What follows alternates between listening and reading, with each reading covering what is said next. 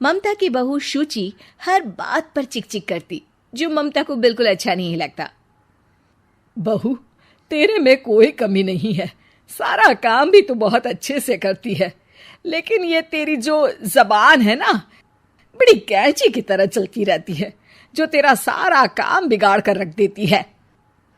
वाह जी वाह, मतलब आप लोगों को बेजुबान बहू चाहिए थी, जो न बोले न बात करे, और आप लोग बस जुल्म ढाते रहे। तभी वहां क्षितिज आ जाता है। अरे, ऐसा क्या जुल्म हो रहा है तुम्हारे ऊपर? माँ सही कह रही है, मैं खुद तुम्हारी चलती जुबान से परेशान हो गया हूं। अब तो शुचि का पारा 7वें आसमान पहुंच जाता है। वाह जी वाह, अब आप भी, क्या नहीं किया मैंने आपके लिए, अपना सब कुछ दांव पर लगा दिया, लेकिन आप भी अपनी माँ की जुबान बोलने लगे। अरे यार, कैसी बात बोल रही हो? माँ की जबान, बीवी की जबान, अरे मेरी तो कोई जुबान है ही नहीं जैसे। देखो शुचि, माँ से बुरा व्यवहार मैं पसंद नहीं करूंगा।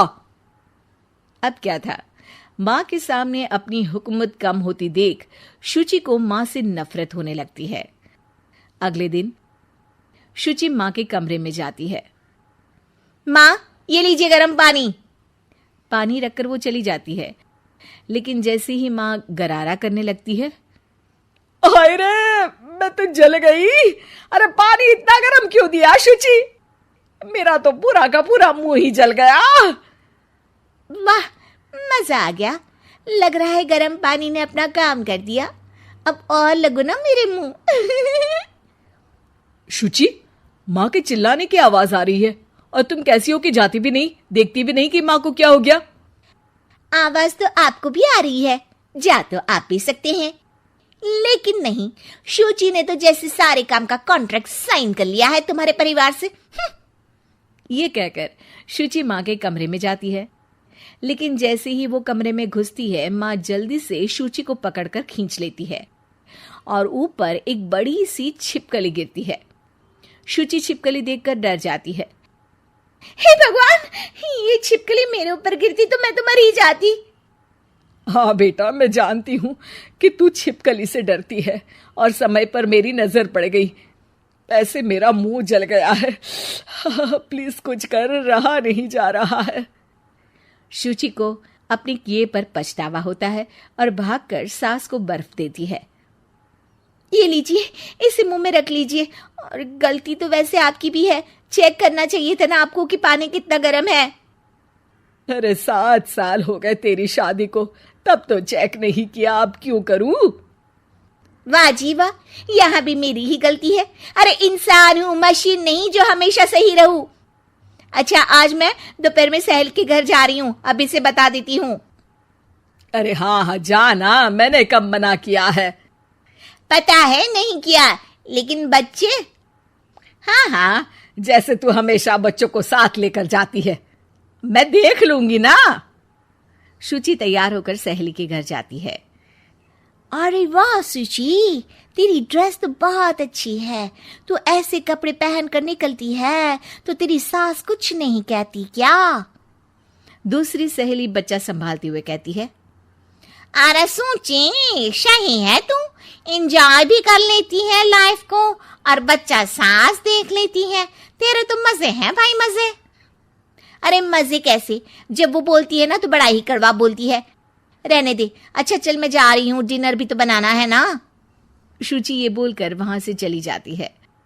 घर आकर देखती है कि माँ बच्चों के साथ खेल रही है। आ गई बेटा?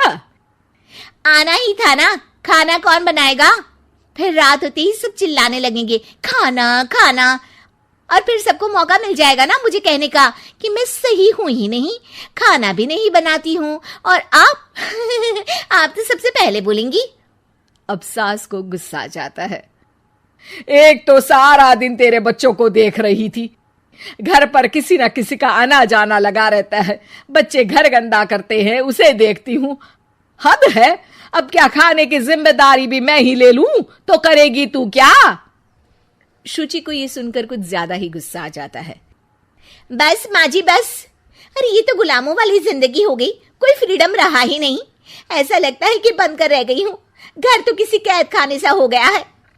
मन ही नहीं करता यहाँ रहने का। अब मैं और आप एक घर में रह ही नहीं सकते बस।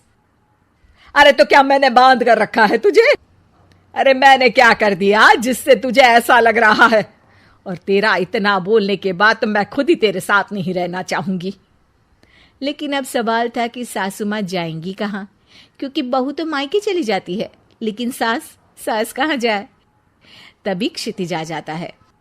उसे भी सारी बात का पता चलता है। वो माँ को समझाता है, लेकिन वो मानती नहीं और ना ही शुचि मानने को तैयार। दोनों की लड़ाई में माँ का सामान पैक हो जाता है। माँ अब कहाँ जाएंगी? मैं भी अपने मायके जाऊंगी। माना मेरे माता पिता नहीं रहे, लेकिन भाई भाभी से भी तो मायका होता है ना। और सास निकल जाती है मायके। बस फिर क्या था, शुचि सुबह सुबह गर्म पानी लेकर माँ के कमरे में जाती है, लेकिन वहां माँ नहीं होती। हाँ, चलो अच्छा है, अब ये रोज रोज के काम से तो बची। ये कहकर वो कमरे में जाती है जहां अक्सर माँ बैठी रहती थी। कमरा खाली खाली लग रहा है। तभी उसकी सहेली का फोन आ जाता है। अरे सुची, बहुत अच्छी सेल लगी है। कौड़ियों के दाम में ब्रांडेड कपड़े, जूते और बैग मिल रहे हैं। चलो ना चलते हैं। वाह रे वाह, ठीक है मैं आती हूँ। अब तो कोई टेंशन है ही नहीं, सासू माँ भी नहीं है, अब तो मजे से घूमूंगी। अरे मजे से तो तू पहले भी घूमती थी, लेकिन सास नहीं है तो बच्चे कौन देखेगा? और तुझे तो पता है ना, मॉल्स में बच्चों की एंट्री बैन है कोरोना के कारण। अरे तो फिर कैसे आऊंगी मैं? सेल तो बस आज के लिए है, कल खत्म। शुचि को बड़ा रोना सा आता है। फिर वो जब दिन में खाना खाने बैठती है, वो भी अकेले अकेले तो कोई खाना भी नहीं खाया जाता। मैं नहीं खा रही माँ के बिना। शाम को क्षिति जाता है तो शुचि जोर जोर से रोने लगती है। अब क्यों रो रही हो? क्या हुआ? माँ को घर से निकालकर शांति अभी भी नहीं मिली तुम्हें? नहीं, मैं माँ के बिना नहीं रह सकती। ना कोई बताने वाला है कि मैं कैसी लग रही हूँ, ना ही कोई समझने समझाने वाला। मैं माँ के बिना नहीं रह सकती। चलो माँ को ले आते हैं। अरे वाह, ऐसा शायद पहली बार होगा कि बहू रूठी सास को मायके से लेने जा रही है। दोनों सास को लेकर घर आते हैं और अगले दिन से फिर वही शुरू।